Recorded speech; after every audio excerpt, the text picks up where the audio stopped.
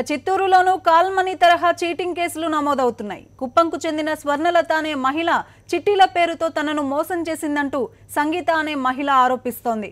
2 లక్షల అప్పు పడితే 20 లక్షల రూపాయలు కట్టాలంటూ వేధిస్తున్నారని ఆవేదన వ్యక్తం చేస్తోంది. డబ్బు కట్టకపోతే తన భర్తను కిడ్నాప్ చేస్తానంటూ బెదిరిస్తున్నారని, రాత్రి 10 గంటల సమయంలో ఇంటికి మనుషులను పంపి గొడవ చేయిస్తోందని వాపోయింది. చిట్టీల కోసం ఇచ్చిన చెక్కులు, ప్రామిసరీ నోట్లతో తప్పుడు కేసులు పెడుతున్నారని ఆరోపిస్తోంది.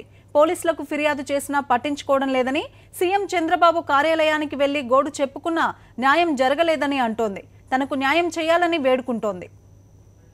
ఇప్పుడు ఫర్ ఎగ్జాంపుల్ చెప్తే నేను 2 లక్షలు మీకు కట్టలేకపోయాను అనుకోండి, కట్టలేకపోతే 5 లక్షల రూపాయల చిట్టి నా మీద నా పేరుతో వేసుకోవడము, మళ్ళీ ఆ డబ్బులు నాకు ఇచ్చేసినా అని చెప్పడము, నా దగ్గర చిట్టి తీసుకోవడం, మళ్ళీ 5 లక్షల రూపాయలు మనం కట్టలేకపోతే మళ్ళీ 10 లక్షల రూపాయల చిట్టి మన దగ్గర వేయించుకుంటారు. వాళ్ళు వేయించుకొని ఆ అమౌంట్ మళ్ళీ వాళ్ళు సరే సంగీత ఇప్పుడు 10 లక్షలు నువ్వు కట్టాలి కదా, నువ్వు నాకు డబ్బులు కడతావా లేకపోతే వేరే చిట్టు వేస్తావా, ఒక్కసారిగా మన దగ్గర వచ్చి కూర్చుంటే మనం ఎలా చిట్టు కట్టడానికి అవుతుంది, సరేలే వేసుకోండి అని చెప్పడం జరుగుతుంది.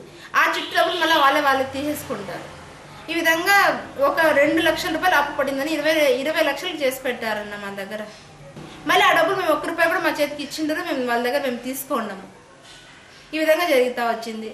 మరియు మళ్ళీ సెటిల్మెంట్లు అవి ఇవి అనేసి వేరే వాళ్ళని చెప్పి మాకు బెదిరించడము. చంద్రబాబు నాయుడు గారి దగ్గరికి నా ఆల్రెడీ తీసుకెళ్లి నేను ఇచ్చేసి వచ్చాను. మాకు అక్కడి నుంచే ఫోన్ చేస్తున్నారు, మీరేం చేసుకున్నా మీరేం చేసుకోలేదు మమ్మల్ని అన్నారు.